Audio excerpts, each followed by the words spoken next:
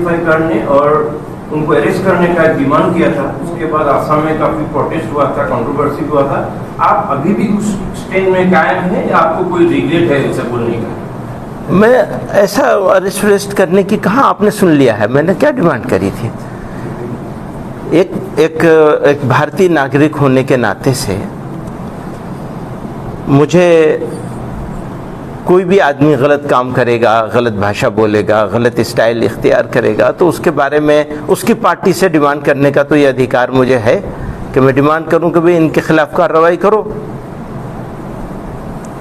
उसका इस्तेमाल किया है मैंने, आगे भी करूंगा। अभी भी डिमांड है मेरे भाई, मैं कह रहा हूं ना कि वो तो मेरी ऑर्गेनाइजेशन का फैसला है, उससे मैं कैसे हट सकता हूँ? में आप बोल देंगे तो वो कुछ ज्यादा क्लियर होगा। आपने दिल्ली में तो बोला ही नहीं, मैंने दिल्ली में कहीं, मेरी ऑर्गेनाइजेशन का रिजोल्यूशन है वो, और वो बहुत क्लियर है। उसमें किसी पर्सन की ऐसी बात नहीं है जिस तरह ट्विस्ट करके पेश किया जा रहा है। लेकिन ये कि उनके खिलाफ कार्रवाई करने का डिमांड तो किसी भी नागरिक को है, वो कर सकता है।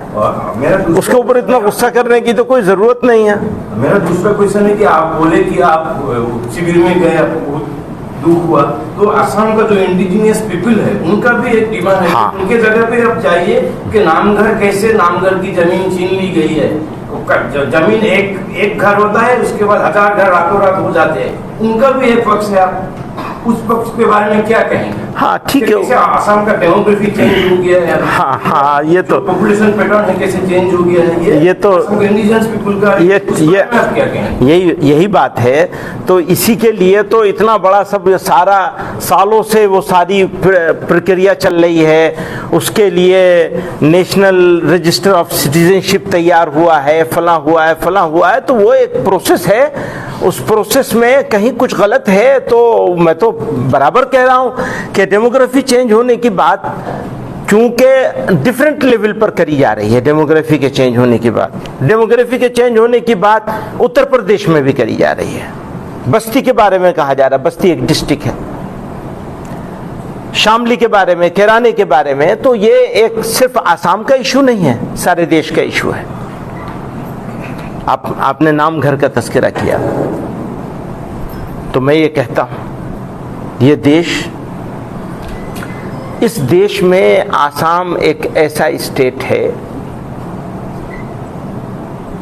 जिसको मैं जब भी यहां से आता हूं, कल भी हम गुजर रहे थे, इतना खूबसूरत, इतना शानदार, अपनी माटी के लिए, अपनी नदी के लिए, अपनी झीलों के लिए, अपने पहाड़ों के लिए, अपनी ग्रीनरी के लिए और अपने लोगों के लिए, अपने पीपल के लिए।